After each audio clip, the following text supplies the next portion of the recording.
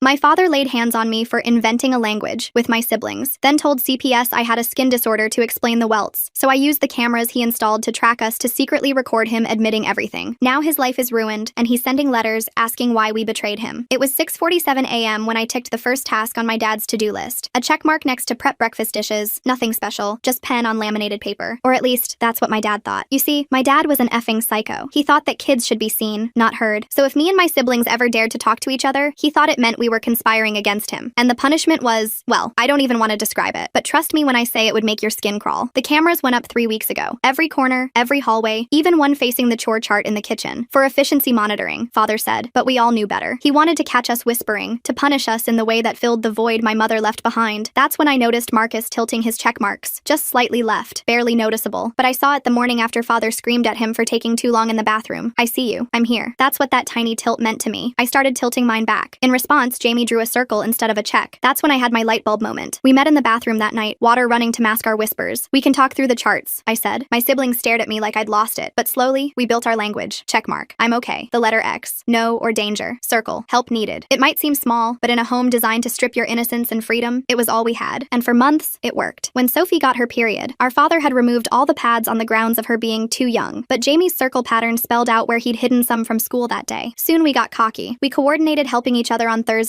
when Father had committee meetings. The pressure of the pen stroke said how we were feeling. Light marks meant hanging in there. Deep grooves meant about to break. I should have noticed Father watching us more carefully. How our improved efficiency made him suspicious instead of pleased. You're too quiet, he'd say over dinner. Too coordinated. I watched his face change as he studied weeks of charts. And one day when me and my siblings came home from school, grabbed my arm and dragged me to the part of the kitchen where he kept the leather whip hanging on the wall. You made a language. In my house. Behind my back. Each word dropped like ice. I bent over on the chair and stuffed my mouth with my sleeve. 1, 2, 3. The punishment was swift. Too swift. I knew he had more in store. The next morning, I woke up to see my father hanging up individual charts in each of our rooms, staggered schedules so we'd never overlap, meals and shifts, even bathroom breaks were timed. He installed locks that only opened from the outside. Since you love your little charts so much, he said, watching me ice my bruises, you'll each fill out hourly productivity reports. Every task, every movement. But Father, in his need to document everything, made a crucial mistake. The hourly reports required us to log everything, including disciplinary corrections received. He wanted a paper trail of our obedience. What he created was evidence. I started writing exactly what he did. 3:47 p.m. Received 3 strikes for unauthorized communication. 4:15 p.m. Locked in room, dinner withheld. Marcus caught on quick. Sophie too. Even Jamie, with his shaky 11-year-old handwriting, documented everything. Father never read them. He just filed them away in his locked cabinet. Proof of his excellent parenting system. It was my volleyball coach who noticed first. I'd been changing in the locker room when she saw the marks, bruises. Elena, what happened? I fell, I said automatically. She didn't buy it. 2 days later, there was a mandatory equipment check that required lifting our shirts to ensure proper uniform fit. She documented every bruise, every welt, every healing mark on me and my sister. I smiled, knowing the end was finally near. And a week later, it happened. We were in a parent-teacher conference when she asked my father to see his innovative organizational system that I'd mentioned. Father, always eager to show off his control, brought the charts and reports. Fascinating, Coach Williams said, flipping through weeks of our self-documented abuse. May I photograph these? I'm working on a paper about family organization systems. His ego won. Of course, I've been thinking of writing a parenting book myself. The police showed up during his next committee meeting. Coach Williams had taken everything to CPS, along with her photos of our injuries that matched our reports exactly. My dad was finally going to pay for ruining my childhood and stealing my innocence. I watched through the window as the police cars pulled up outside our house. 3 of them. Lights flashing, but no sirens. Father wasn't home yet, still at his committee meeting for another 20 minutes. My hands shook as I gathered my siblings in the living room. They're here, I whispered. Marcus nodded. Sophie clutched Jamie's hand. We'd rehearsed this moment in our heads 1,000 times, but now that it was happening, my mouth felt dry. The doorbell rang. Officer Patterson introduced himself, a woman officer beside him. They asked to speak with each of us separately. I went first, showing them the fresh welts on my back, explaining our chart system, how we'd documented everything. The woman officer took photos while Patterson wrote notes. But when Father arrived home 45 minutes later, everything changed. He walked in calm, collected, even smiled at the officers. They detained him for questioning in the kitchen while we waited in our rooms. I pressed my ear against my door, straining to hear. Creative writing exercises, Father's voice carried clearly. Elena's quite the storyteller. Gets it from her mother's side. The kids have been acting out since the divorce. My stomach dropped. He was ready for this. And these marks? Patterson's voice. Volleyball injuries. Both my daughters play. Sophie's clumsy, always diving for balls she can't reach. The boys roughhouse constantly. You know how siblings are. 2 hours later, they released him pending further investigation. Father gathered us in the living room the moment the police left. His face was stone. Family meeting. Now. We sat on the couch, Jamie trembling beside me. Father paced back and forth, hands clasped behind his back. We're moving. My brother Dale has a farm in Montana. Fresh start for all of us. I've already called the movers. We can't just leave, I said. We have school. school. I have volleyball. You have nothing. His voice was ice. You have what I give you. And right now, I'm giving you a chance to start over. Unless you'd prefer to keep lying to the police? He pulled out his phone, showed us the recording app. My blood ran cold as I heard my own voice from earlier, talking to Officer Patterson. He'd been recording through the security system. Imagine how disappointed they'll be when they hear you practicing your stories together, planning what to say, coaching Jamie on his lines. We hadn't done that, but his phone had hours of audio from our bathroom meetings. Out of context, it would sound exactly like what he claimed. Pack your things. Movers come Friday. That night, I snuck my phone from its hiding spot behind the loose baseboard in my closet. I had to tell someone. Opening the recording app with shaking fingers, I held it close as Father called another meeting at 2 a.m. If any of you speak to teachers, coaches, or police again, he said slowly, you'll find out what real discipline looks like. Montana has different rules. No nosy neighbors, no bleeding heart teachers, just us and Uncle Dale. I uploaded the audio to cloud storage, fingers flying across the screen. 3 minutes later, Father burst into my room. He'd seen the Wi-Fi usage spike on his monitoring app. Give it to me. I handed over the phone. He smashed it against the wall, pieces scattering across my floor. But the upload had finished. The evidence was safe in the cloud, even if I couldn't access it anymore. The next morning, Mrs. Patterson from CPS arrived. Father greeted her warmly, invited her in for coffee. He'd prepared for this too. Medical files spread across the kitchen table, official-looking documents with letterheads and signatures. Elena has dermatographia, he explained, showing her articles he'd printed. Her skin welts from the slightest pressure. We're seeing specialists. Sophie has the same condition, though milder. He produced prescription bottles, medical appointment cards, even photos of normal skin reactions he'd found online that looked like our injuries. Mrs. Patterson took notes, nodding sympathetically as Father spun his web. The boys have vitamin deficiencies that cause easy bruising. Iron, D, K. Here are their blood test results. All forged. I could tell by the way the papers were too crisp, too new, but Mrs. Patterson didn't notice. We're actually moving to be closer to a specialist in Montana, Father continued. The stress of the divorce hit them hard. Their mother abandoned them, you know. Ran off with her personal trainer. Lies. All lies. But he told them so smoothly. After Mrs. Patterson left, Father implemented new rules. We had to rehearse scripts about our happy family life. Every meal, we practiced. What did you do today, Elena? He'd prompt. I went to school and volleyball practice. I'm grateful for the opportunities you provide, Father. And how do you feel about our family? We're very close. You take excellent care of us. Marcus rebelled first. During Mrs. Patterson's second visit, he deliberately messed up his lines, stammering and contradicting himself. Father's jaw tightened, but he covered smoothly. Marcus has anxiety. The police visit really shook him up. That night, Marcus was confined to the basement. No meals, no bathroom breaks except twice a day. But Marcus was smart. While down there, he found boxes shoved behind the water heater. Mom's things. 3 days later, when Father finally let him up, Marcus whispered to me during our bathroom shift overlap. Divorce papers. Mom filed them. Cited abuse. There's a journal too. Where? Memorized what I could before he caught me. Father had burned everything by morning. But Sophie, quiet Sophie who noticed everything, had snuck down with her phone the night before. She'd photographed pages while Father slept. Not many, but enough. The moving trucks arrived Thursday morning. Father supervised every box, every piece of furniture. We weren't allowed to pack our own things. He did it all, checking for contraband, for evidence, for anything we might use against him. I had one chance. During lunch at school, I called Coach Williams from the cafeteria phone, but Father had coached us even for this. Hi, Coach. I'd like to order a large pepperoni pizza, I said. She paused. We'd developed this code for volleyball plays, but I'd never used it outside practice. Extra red pepper? She asked. That meant, are you in danger? Yes, and can you deliver it tomorrow morning? Early, like 6 a.m. early. Please understand. Please. Address? I gave her our home address, then hung up. Father checked phone records, but a pizza order wouldn't raise flags. Mrs. Patterson showed up at 5:45 a.m. the next morning, Coach Williams with her. Father answered in his robe, confused but maintaining composure. Just some follow-up questions, Mrs. Patterson said. May we come in? The house was chaos. Boxes everywhere. Furniture wrapped in plastic. Father's mask slipped for just a second. We're decluttering, he said. Spring cleaning. But it was November. They interviewed us again. This time, Jamie broke. Maybe it was exhaustion, maybe fear of Montana, but when Mrs. Patterson asked about our home life, he started sobbing. We have to say the words right, he cried. If we don't say them right, we get locked downstairs. I don't want to go to the farm. Please don't make us go to the farm. Father's face went dark. He's overtired. The move has been stressful. Mr. Thompson, we're going to need you to delay any relocation until the court reviews this case. You can't do that. I have rights. These are my children, and they have rights too, Coach Williams said quietly. Father's brother Dale arrived that afternoon, tall, broader than Father, with the same cold eyes. They spoke in low voices in the study, but I caught fragments through the vent. Should have been harder on them from the start, Dale said. I told you, kids are like horses. Break them early, or they'll buck forever. That night, new rules. Dale introduced spiritual fasting for our own good. No breakfast or lunch, only dinner. Clears the mind, he said. Makes you grateful. Sleep deprivation came next. Fire alarms at random hours. Safety drills, Father called them. We'd stumble outside at 2 a.m., 4 a.m., stand in the cold until he decided we'd learned proper evacuation procedure. By the third day, Sophie fainted during volleyball practice. Coach Williams drove her to the hospital herself, stayed while they ran tests. Dehydration, malnutrition, exhaustion. I'm keeping detailed records, she told me when she brought Sophie home. Everything. Don't give up. I was too tired to give up, too tired to do anything but survive. But I kept writing. Every punishment, every withheld meal, every 3 a.m. fire drill. I turned them into English essays. Fiction, I labeled them. But Ms. Rodriguez wasn't fooled. Elena, these stories, Stories, she said after class one day. They're just stories, I mumbled. Are they? I met her eyes, said nothing, but she understood. The fingerprint locks came next. For your safety, Father said as he installed them on our bedroom doors, so no one can get in. But we couldn't get out either. Not without his permission, his fingerprint. Marcus figured out Father's laptop password 2 weeks later. Father always sat at the kitchen table, laptop angled toward the window. Marcus noticed the password reflected in the picture frame behind him. Late one night, while Father showered, Marcus got in. Emails to a lawyer. Plans to sue the school district for harassment. Claims of parental alienation. He was building a case against Coach Williams, saying she was poisoning us against him. We need to do something, Marcus whispered. He's going to destroy everyone who tries to help us. That's when I remembered the cloud storage. My phone was gone, but the account existed. If I could get to a computer, school was our only chance. We each kept journals now, hidden in our lockers. Real documentation, not Father's forced reports. Sophie had printed her photos of Mom's journal pages. Marcus wrote down everything he remembered from the divorce papers. Jamie drew pictures when words failed him. The fire code violation was Elena's idea. She told the school counselor about the fingerprint locks during a routine check-in, how we couldn't exit our rooms in case of emergency, how the fire drills had prepared us for fires we couldn't escape from. The inspection happened while Father was at work. Officials found the illegal locks, the windows painted shut, the smoke detectors he'd disabled in our rooms so the alarms wouldn't wake us unless he triggered them manually. This is a death trap, the inspector said. Father hired a lawyer, a good one, but we had weapons he didn't know about. The custody hearing was set for December 15th. Father prepped like it was his doctoral defense. New suits, fresh haircuts for all of us, rehearsed answers about our loving home. But I'd been busy too. Late nights in the computer lab, I'd uploaded months of our chore chart communications to a private YouTube channel. Every tilted checkmark, every circle, every desperate message spelled out in task completions, time-stamped, date-stamped, corresponding with the injuries Coach Williams had documented. Father presented perfectly at first, calm, collected, concerned about his children's well-being. He talked about the stress of single parenthood, the challenges of raising 4 children alone after their mother abandoned them. Your Honor, I said when it was my turn, I'd like to show you something. The YouTube channel played on the courtroom screen. Weeks of silent communication, desperate coordination between siblings forbidden to speak. I explained our code, showed how the messages matched the punishment reports Father had made us write. This is fabricated, Father said, voice rising. She made this recently. You can fake timestamps. Jamie stood up, small, shaky, but determined. January 15th, I got 10 hits for spilling juice. January 23rd, locked in my room for humming. February 2nd, sit down, Father snapped. But Jamie kept going. Date after date, punishment after punishment. His 11-year-old voice reciting horrors with the mechanical precision of someone who'd replayed them every night. Sophie showed the photos, Mom's journal entries, her handwriting clear even in the blurry images. He's getting worse, one entry read. I'm scared for the children. The lawyer says I need more evidence, but how much more can they take? Marcus testified about the basement, the burned documents, the emails about suing the school. He spoke clearly, calmly, like Father had taught us. But this time, the words were ours. Then Uncle Dale spoke. Your Honor, he said, not meeting Father's eyes. I need to say something. Father's face went white. I told my brother those techniques, the sleep deprivation, the food control. I used them on my horses. But last week, I saw him lock Sophie in the closet for humming while she did dishes. Locked her in for 2 hours. That's not training. That's cruelty. You said, Father started. I know what I said. I was wrong. Father lost it then. Really lost it. All his control, his careful presentation, gone. Children need discipline, he shouted. They need structure, not coddling, not freedom to run wild. I gave them everything. I gave them order. The judge had seen enough. Mr. Thompson, I'm granting emergency custody to their maternal grandmother, a voice said from the gallery. We turned. A woman with Sophie's eyes and my nose stood in the back row. Familiar but foreign, like a photo come to life. You told us she was dead, Marcus whispered. Mrs. Chen has been petitioning for visitation rights for 3 years, the judge continued. Mr. Thompson, you're facing charges of child endangerment, false imprisonment, and document forgery. They led Father away in handcuffs. He didn't look at us, just stared straight ahead, jaw clenched, like this was just another problem to solve. Grandmother's car smelled like lavender and coffee. She had snacks in the back seat, bottles of water, like she'd known we'd be hungry. Sophie sat in front, tears streaming down her face. Jamie fell asleep against Marcus's shoulder before we even left the parking lot. I never stopped fighting, Grandmother said softly. Never stopped trying to get to you. I believed her. For the first time in years, I believed an adult. The house she took us to was small, but warm. No cameras in the corners, no locks on the bedroom doors, no chore charts or hourly reports or scheduled bathroom breaks. You're safe now, she said as she showed us our rooms. Real rooms, with windows that opened and doors we could close from the inside. That night, I heard Jamie humming while he brushed his teeth. Sophie and Marcus were talking in the hallway, voices above whispers for the first time in years. Normal sounds, free sounds. I thought about Father in his cell, probably making mental notes about inefficiencies in the prison system, planning his appeal, his next move, his return to control. But it didn't matter anymore. We had something he never understood, something all his systems and punishments couldn't destroy. We had each other. And now, finally, we had freedom. The chore chart language saved us in the end. Our silent rebellion, born from desperation, became the evidence that set us free. Sometimes the smallest acts of defiance grow into revolutions. Sometimes a tilted checkmark changes everything. The first few weeks at Grandmother's house felt like learning to breathe underwater. Every morning, I'd wake up expecting to hear Father's footsteps in the hallway, checking our productivity reports. Instead, I'd hear Grandmother humming in the kitchen, making breakfast that we were actually allowed to eat. But freedom came with its own challenges. months. The custody arrangement was temporary, pending a full investigation. Father had been released on bail within 48 hours, and his lawyer was already filing motions. Grandmother showed us the legal papers over dinner one night, her weathered hands trembling slightly. "He's claiming I'm unfit," she said, voice steady despite her shaking fingers. "Says I'm too old, that I abandoned you all when your mother died. But Mom's not dead," Sophie said quietly. "He just told us that." Grandmother's face crumpled for a moment before she composed herself. "Your mother. She tried to leave him, multiple times. The last time she had to disappear completely, even from me. To keep you safe, she thought staying away was better than risking his retaliation." The truth hit like cold water. Our mother was alive somewhere, hiding from the same man who'd controlled our every breath for years. School became our sanctuary, but Father's influence reached even there. Other parents started avoiding us at pickup. Whispers followed us through hallways. One afternoon, I overheard Mrs. Henderson telling another mom that Father had warned them about our pathological lying and manipulation tactics. Marcus came home with a black eye that week. Some kids had cornered him, saying his dad told them we were making everything up for attention. He'd fought back, earning a suspension that went straight into Father's growing file of evidence against us. The scheduled visitations were the worst part. Every Saturday, a court supervisor would arrive to take us to a neutral location where Father waited. He'd sit across from us at a sterile table, speaking in measured tones about how much he missed us, how sorry he was for any misunderstandings. "I've been seeing a therapist," he'd say, eyes never leaving mine. "Dr. Whitman says family reconciliation is possible with work from both sides." The supervisor would nod approvingly, making notes about his cooperative attitude. They didn't see how his fingers tapped specific patterns on the table, the same rhythm he used to tap before punishments. They didn't notice how Jamie's hands shook every time Father leaned forward. After the third visit, Sophie stopped eating again. Not completely, but pushing food around her plate, taking tiny bites only when grandmother watched. The old patterns were creeping back, even in safety. "He's going to win," she whispered one night, curled up in my bed. "He always wins." I held her close, feeling her ribs through her pajamas. Not this time. But doubt gnawed at me too. Father's lawyer had filed a defamation suit against Coach Williams. The school board was pressuring her to recant her statements. Ms. Rodriguez had been transferred to another school for unrelated reasons. One by one, our allies were being systematically removed. Then came the letter from Father's psychiatrist. Dr. Whitman wanted to evaluate us, claiming our false memories and shared delusion were signs of trauma that Father hadn't caused but was being blamed for. The court approved it. The sessions were torture disguised as therapy. Dr. Whitman, a thin man with cold gray eyes, would separate us and probe for inconsistencies. "Your father says you were always imaginative," he'd say, pen poised over his notepad. "Tell me about the stories you used to write." Every word felt like a trap. Admit to creativity, and he'd claim we invented the abuse. Deny it, and he'd say we were lying about everything. Marcus started having panic attacks before each appointment. Jamie wet the bed for the first time in years. Grandmother fought back in her own way. She connected with other families who'd escaped abusive situations, building a network of support. She documented every regression, every nightmare, every time one of us flinched at sudden movements. But Father's side had professional testimony. We had the word of traumatized children. The breakthrough came from an unexpected source. Uncle Dale showed up at grandmother's door on a rainy Tuesday evening. He looked smaller somehow, shoulders hunched against more than just the weather. "I can't do this anymore," he said, water dripping from his coat. "What we did to those kids, what I helped him do." Grandmother let him in, though every instinct probably screamed against it. We sat in the living room, Jamie pressed against my side as Dale talked. "It started with our father," he said, staring at his hands. "He had systems too, charts for everything, punishments for imperfection." I thought we were passing on discipline, structure. But watching him with your kids, seeing it from the outside, he pulled out his phone, showed us videos he'd secretly recorded. Father demonstrating his techniques on a mannequin, explaining how to break a child's will without leaving marks that would last, how to use food and sleep as control mechanisms, how to make them grateful for basic necessities. "I was going to use these for my own kids someday," Dale said, voice breaking. "God help me. I thought it was wisdom." But videos of demonstrations weren't enough. Father's lawyer would claim they were taken out of context, that Dale was being manipulated by us. We needed more. That's when I remembered the cloud storage. My phone was destroyed, but the account existed. If I could access it from a computer, the audio of Father's threats would be there. But I'd need to remember the password, and Father had been standing right behind me when I'd created it. School computers were too monitored. The library required ID that would create a trail. But grandmother's elderly neighbor, Mrs. Chen, had an ancient desktop she barely used. She let me borrow it in exchange for help with her garden. My fingers shook as I typed in various password combinations. Father had taught us that passwords should be complex, unmemorable, changed frequently. But in my panic that night, I'd used something simple, something he'd never guess because it went against everything he'd drilled into us. Freedom 2024. The account opened. There it was. 3 minutes and 47 seconds of Father describing exactly what would happen if we talked to authorities again. His voice, clear and undeniable, detailing punishments that would make our previous experiences seem like gentle corrections. I downloaded everything, made copies, sent them to grandmother's lawyer, but I also did something else. I shared the link with every parent at school, every teacher who'd ever shown concern, every mandated reporter who'd been fooled by Father's act. The reaction was immediate. Mrs. Henderson, who'd avoided us for weeks, showed up at grandmother's door in tears. "I'm so sorry," she sobbed. "He was so convincing, so normal. I have kids too, and if someone was doing this..." More parents followed. Teachers who'd been silenced came forward with their own documentation. Coach Williams, emboldened by community support, refused to back down despite the lawsuit. Even some of Father's committee members started started questioning what they'd overlooked. But father wasn't finished. He played his final card at the next custody hearing. A woman walked in, professionally dressed, familiar in a way that made my heart stop. "Your Honor," father's lawyer announced, "we'd like to call Elena Thompson's biological mother to testify. The woman who looked like Sophie, who had my nose, who'd been hiding for years, she was here, but not for us. Father had found her somehow, threatened her, or promised her something, or broken her the way he'd tried to break us. My children," she said, voice hollow, "need stability. Their father provides that. I abandoned them. I'm not fit to judge what's best for them now." Sophie made a sound like a wounded animal. Marcus gripped the table so hard his knuckles went white. Jamie buried his face in grandmother's shoulder, and I stood up. "That's not our mother," I said clearly. The courtroom erupted. Father's lawyer demanded order. The judge called for silence, but I kept standing, kept speaking. "Our mother has a scar on her left hand from when she tried to protect Marcus from a belt. This woman doesn't. Our mother knew Jamie was allergic to strawberries. When offered fruit at the recess, this woman took a strawberry. Our mother would never, ever side with him. Not after what he did." The woman's composure cracked. She looked at father, then at us, then at the judge. I need to speak with my attorney." It turned out father had hired an actress, someone who looked enough like our mother to fool a casual observer, coached with enough details to seem credible. But he'd underestimated us. We'd spent years memorizing every detail of our lives to survive. We knew the difference between real and performance. The revelation shattered father's credibility. The judge ordered an immediate investigation into witness tampering, fraud, and obstruction of justice. Dr. Whitman's license was suspended pending review of his evaluation methods. The supervisor who'd overseen our visitations admitted she'd been receiving payments to write favorable reports. But the damage was spreading. Other families came forward, cousins we'd never met, former neighbors, people who'd noticed things but been too afraid or too convinced by father's public persona to speak up. The pattern went back years, generations even. Dale's testimony became crucial. He provided not just videos but correspondence between father and other men who shared his parenting philosophy. A whole network of abusers hiding behind the mask of strict discipline. The investigation expanded beyond our family. Through it all, grandmother held us together. She found us real therapy, not the manipulative sessions with Dr. Whitman, but actual help. She let us be angry, be scared, be broken. She didn't try to fix us or rush our healing. She just loved us, consistently, and without conditions. The final custody hearing was set for spring. Father would be there, out on expanded bail, still fighting for control. His lawyer had new strategies, new experts, new ways to twist the truth. But we had something more powerful than his systems and manipulations. We had each other. We had truth. We had survived. As we prepared for the last battle, I thought about those tilted check marks that started everything. Such a small act of rebellion, barely noticeable. But sometimes the smallest cracks can bring down the strongest walls. Sometimes a whisper can become a roar. The chore chart still existed somewhere in evidence lockup. Laminated proof of our silent revolution. I didn't need to see it again. Its language lived in us now, transformed from desperate code to battle cry. "We see you. We're here. We'll never be silenced again." The spring hearing loomed like a storm cloud. Father's lawyer had filed 17 different motions, each one more desperate than the last. He wanted Dr. Whitman reinstated as evaluator. He demanded access to our school records. He even tried to subpoena our therapy notes, claiming grandmother was coaching us. But something had shifted in the community. Parents who'd shunned us now offered rides to appointments. Teachers slipped us encouraging notes. Even the principal, who'd been neutral throughout everything, started documenting father's harassment attempts when he showed up at school demanding information. 3 weeks before the hearing, father made his move. I was walking home from volleyball practice when a car pulled alongside me. The window rolled down, and there he was, wearing a baseball cap and sunglasses like some terrible disguise. "Get in, Elena. We need to talk." I kept walking, heart hammering. He cruised beside me, matching my pace. "I know about the YouTube channel. My lawyer says it's inadmissible. Edited, he'll claim. But we both know the truth, don't we?" My phone was already recording in my pocket. I'd learned to start it whenever I felt unsafe. "You were always the smart one," he continued. "Too smart. That's why this hurts me more than you know. I only wanted what was best. For you," I said, still walking. "You wanted what was best for you." His knuckles whitened on the steering wheel. For a moment, I saw the mask slip, saw the rage underneath. Then he smiled, cold and calculating. "Your grandmother's house has such old wiring. Terrible fire hazard. You should be more careful." He drove off before I could respond. I ran the rest of the way home, uploaded the recording immediately, and called grandmother's lawyer. Within hours, we had a restraining order. Father had violated his bail conditions by approaching me. But the threat lingered. Grandmother hired an electrician to check every wire, every outlet. We installed new smoke detectors, kept fire extinguishers in every room. Father had taught us to be paranoid, and now we turned that weapon against him. Marcus discovered father's next strategy by accident. He'd been researching our family history for a school project when he found it. Adoption papers. False ones, but elaborate. According to these documents, we weren't father's biological children. He'd rescued us from our substance-addicted mother and raised us as his own. "He's going to claim we're not really his kids," Marcus said, showing us the forged papers he'd found on a genealogy website. "That he's been our savior all along, and we're ungrateful." Sophie had been quiet through all of this, but she'd been busy. She'd contacted every family member she could find on social media. Aunts, uncles, cousins father had cut us off from. She'd been collecting photos, birthday cards, anything that proved our real family connections. "Look," she said, spreading them across grandmother's dining table. "Here's Jamie as a baby with father at the hospital. Birth announcement from the newspaper. Our real birth certificates from the county records office." Father's web of lies had grown so complex he'd forgotten the simple truth. Reality leaves traces. The week before the hearing, Uncle Dale came by again. This time, he brought boxes. Evidence, he said simply. Everything I could find at the farm. He kept records of everything, thinking he was building a parenting empire. Inside were notebooks filled with father's handwriting, detailed plans for breaking each of us, timelines for when to introduce which punishment, research on psychological manipulation techniques, and worst of all, correspondence with other fathers who use the same methods. There are 12 of them, Dale said, voice hollow. They call themselves the architects. They share strategies, compare results. Your father was writing a manual. Grandmother's lawyer nearly cried with relief. This was evidence father couldn't explain away or claim we'd fabricated. His own handwriting, his own plans, his own admission of calculated abuse. But father had one last card to play. The morning of the hearing, Jamie woke up violently ill, vomiting, shaking, burning with fever. The hospital found traces of syrup of ipecac in his system, something that induces vomiting but isn't typically tested for. Someone gave this to him, the doctor said. It's not dangerous in small doses, but it would make him too sick to testify. We knew who, we just couldn't prove it. Father had alibi after alibi. But Jamie, even sick and shaking, insisted on going to court. He doesn't get to win, he said, gripping my hand. Not this time. The courtroom was packed. Father sat with his new legal team. 3 lawyers now, all in expensive suits. He'd dressed conservatively, played the part of the concerned father perfectly, but I noticed his fingers drumming that familiar rhythm on the table. Our lawyer presented everything methodically. The original chore charts, the documented injuries, the audio recordings, Dale's videos, the correspondence between the architects, father's own notebooks detailing his plans. Father's team attacked each piece. The charts were misinterpreted. The injuries were from sports and play. The audio was taken out of context. Dale was mentally unstable. The notebooks were theoretical, never implemented. Then came our testimony. I went first, walking through our daily life, the escalating punishments, the calculated isolation. I kept my voice steady, factual, no emotion for them to dismiss as hysteria. Marcus followed, explaining the basement discoveries, the burned evidence, the systematic destruction of our mother's memory. He brought receipts, literally, photos of credit card statements showing purchases of locks, cameras, monitoring equipment. Sophie presented her evidence with quiet precision. The photographs, the family connections, proof that father had lied about our mother, our grandmother, our entire family history. She'd even found our mother's death certificate, or rather, the lack of one. Jamie, still pale and shaky, stood up last. Instead of speaking, he rolled up his sleeves. Old scars, new bruises, the full map of years of abuse written on his small body. Then he spoke, not about the pain, but about the fear. I used to count the seconds between his footsteps, he said. I knew if they were too fast, someone was in trouble. Too slow meant he was planning something. I haven't slept through a whole night in 3 years because I'm always listening for those footsteps. Father's lawyer tried to cross-examine, but Jamie had found his voice. You want to know what's real? Jamie asked. Every Thursday when he had meetings, we'd help each other with homework. That's all. Just homework. And he put cameras up to stop us. What kind of father puts cameras up to stop his kids from helping each other with homework? The judge called a recess. When we returned, father took the stand. He was perfect at first. Calm, reasonable, explaining how 4 traumatized children had misunderstood his structured parenting, how the divorce had affected them, how they'd created a fantasy to cope. Then our lawyer asked about the architects. Father's composure cracked. He claimed the notebooks were fiction, research for a novel, but when presented with emails between him and the other fathers, timestamps matching the dates in his notebooks, he started to unravel. You don't understand the pressure, he said, voice rising. 4 children, no support, a wife who abandoned us. Your wife filed for divorce citing abuse, our lawyer interrupted. She didn't abandon anyone. You threatened her until she fled. She was weak, father shouted. Just like them. They need structure. They need discipline. Not this coddling that creates soft, useless adults. The mask didn't just slip. It shattered completely. The judge's decision was swift. Full custody to grandmother. Supervised visitation only. Pending criminal trial. Restraining orders for all of us. Mandatory therapy for father if he wanted any chance of future contact. Father stood as they prepared to lead him out, his eyes finding mine across the courtroom. This isn't over, he mouthed. But it was. The criminal trial would come later, but we'd already won the war that mattered. We were free. Outside the courthouse, reporters waited. We slipped out the back, grandmother leading us to her car. But Mrs. Henderson was there, along with Coach Williams, Ms. Rodriguez, who'd driven 2 hours to be there, and dozens of other parents and teachers. We're sorry, Mrs. Henderson said. We should have seen. We should have helped. They formed a protective circle around us, walking us to the car. The community that had been fooled was now our shield. That night, we had a celebration of sorts. Just pizza and board games. But it felt revolutionary. No one timed our bathroom breaks. No one monitored our conversations. Jamie hummed while he played, and no one punished him for it. Sophie found our mother's contact information a week later. She'd been living under a different name 2 states away, working as a teacher. The first phone call was awkward, painful. She cried. We cried. But she was alive. And now we could start rebuilding what father had destroyed. The other architects fell one by one. Our case had opened investigations into their families. 11 more groups of children were removed from homes. Father's manual became evidence in multiple cases. Dale started his own journey. He sold the farm, entered therapy, began unlearning generations generations of abuse disguised as discipline. He sent letters apologizing, not asking for forgiveness, but acknowledging the harm. Months later, I stood in my new room at grandmother's house, looking at the chore chart I'd kept. Evidence, but also reminder. We'd turned father's weapon against him. We'd found our voices in the silence he'd forced on us. Marcus was teaching Jamie to code. Sophie had joined the art club. I'd made captain of the volleyball team. Normal teenage accomplishments that felt like miracles. Father was sentenced to 12 years. The other architects received similar sentences. The manual he'd been writing became evidence of premeditation, turning what might have been lesser charges into serious jail time. We testified at the criminal trial too, stronger now, supported by proper therapy and love. Father watched us speak, and I saw something new in his eyes. Not rage or control, but confusion. He genuinely couldn't understand how his perfect system had failed. Grandmother officially adopted us the following spring. The judge who'd overseen the custody hearing performed the ceremony. Coach Williams, Mrs. Henderson, Ms. Rodriguez, and dozens of others filled the courtroom for a very different kind of hearing. Family isn't about control, the judge said. It's about love, support, and the freedom to become who you're meant to be.